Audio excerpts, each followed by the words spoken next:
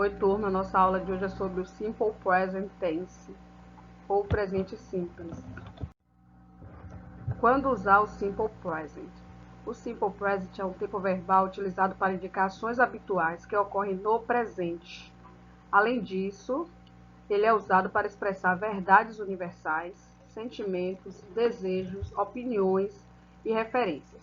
Por vezes, as frases no Simple Present apresentam expressões de tempo advérbios. As mais usuais são now, agora, always, sempre, never, nunca, today, hoje, everyday, todos os dias, daily, diariamente, often, frequentemente, sometimes, às vezes, generally, geralmente, usualmente. Afirmativa e forma afirmativa. A forma afirmativa, formada pelo sujeito mais verbo principal, sendo que, ao ser conjugado na terceira pessoa do singular, precisa do acréscimo das partículas s e s ou es. Exemplo: She drinks a glass of milk every day. Ele bebe um copo de leite todos os dias. He leaves his office at 6 o'clock. Ele deixa o escritório dele às 6 horas. My brother likes his job very much. Meu irmão gosta muito do emprego dele.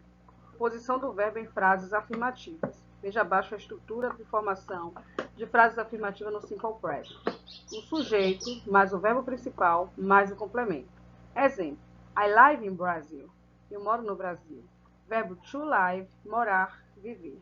He teaches Spanish at the university. Ensina espanhol na universidade. O verbo to teach, ensinar. Negative form, forma negativa.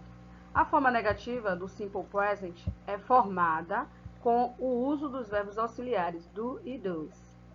Observe que na forma negativa do Simple Present, o verbo sempre é usado no infinitivo, sem o to, mesmo quando se trata da terceira pessoa do singular, he, she e it. As frases na negativa podem ser escritas de forma completa, do not ou does not, ou de forma contraída, don't ou doesn't. Do mais not é igual a don't. Does mais not é igual a does not. Veja abaixo a estrutura de formação de frase negativa no Simple Present. Sujeito mais o verbo auxiliar mais o not mais o verbo principal mais o complemento. Exemplo: I do not live in Brazil. Eu não moro no Brasil. Verbo to live, morar ou viver. He does not teach Spanish at the university. Ele não ensina espanhol na universidade. Aí o verbo to teach, ensinar. Interrogative form, forma interrogativa. Assim como acontece nas frases negativas, os auxiliares do e dos são utilizados para formar frases interrogativas no Simple Present. Do é usado com I, you, we e they. E does é usado com he, she e it. A posição do verbo em frases interrogativas. Veja abaixo a estrutura de formação de frases interrogativas no Simple Present. Verbo auxiliar, mais o sujeito, mais o verbo principal, mais o complemento. Exemplo: Do I want you money? Eu te devo dinheiro. Does he teach Spanish at the university? Ele ensina espanhol na universidade?